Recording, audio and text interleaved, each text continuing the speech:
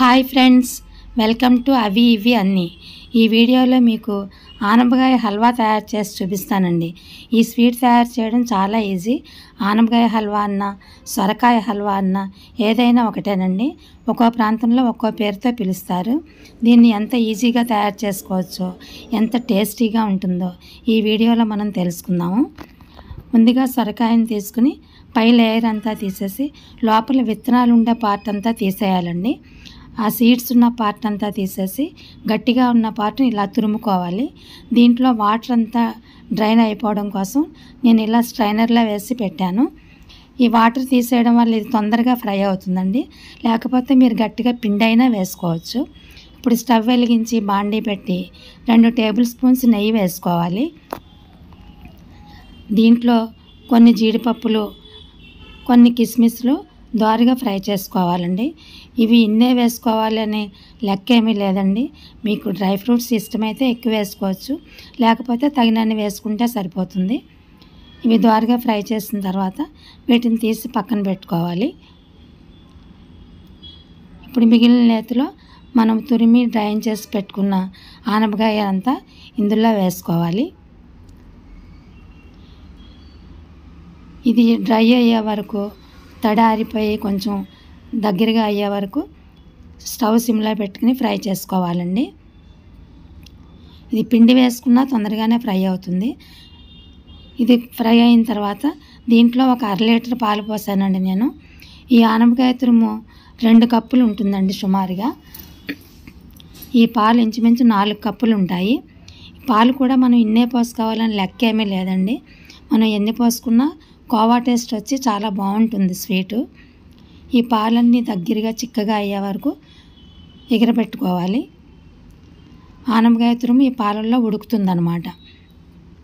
ఇప్పుడు అదే కప్పుతో 1.5 కప్పు పంచదార వేసానండి. 1.5 కప్పు పంచదార వేసాను. మీరు స్వీట్ ఎక్కువగా తినేవాళ్ళైతే 1.5 కప్పు సరిపోతుంది. మీరు స్వీట్ ఎక్కువగా తినని వాళ్ళైతే 1 కప్పు వేసుకున్నా సరిపోతుందండి. అంటే 2 కప్పుల ఆనపకాయ తురుముకి 1 కప్పు పంచదార సరిపోతుంది. స్వీట్ బాగా ఇష్టంగా తినేవాళ్ళు ఇంకొక 1/4 కప్పు కూడా వేసుకోవచ్చు. నేను ఇక్కడ 1.5 కప్పు వేసానండి. షుగర్ వేసిన తర్వాత ఈ స్వీట్ మళ్ళీ కొంచెం పలచగా అవుతుంది. ఇది మళ్ళీ చిక్కగా అయ్యే వరకు ఉడకనివ్వాలి. స్టవ్ని మీడియం ఫ్లేమ్లో పెట్టి కదుపుతూ ఉండాలి.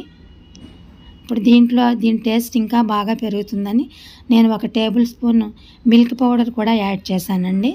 మీకు అవైలబిలిటీ ఉంటే వేసుకోండి, లేకపోతే లేదు. అలాగే ఒక 1/2 టీ స్పూన్ యాలకుల పొడి, 1 పించ్ సాల్ట్ కూడా వేసుకోవాలి. ఈ సాల్ట్ వేయడం వల్ల టేస్ట్ పెరుగుతుందండి. ఈ స్వీట్లో ఉండే చప్పదనం పోయి కమ్మగా ఉంటుంది స్వీటు. ప్రతి స్వీట్లోనూ కూడా 1 పించ్ సాల్ట్ వేసుకుని చేస్తే చాలా చాలా టేస్టీగా ఉంటుందండి స్వీటు. ఇప్పుడు ఇది బాగా దగ్గరగా అయ్యే వరకు మళ్ళీ కదుపుతూ ఉండాలి.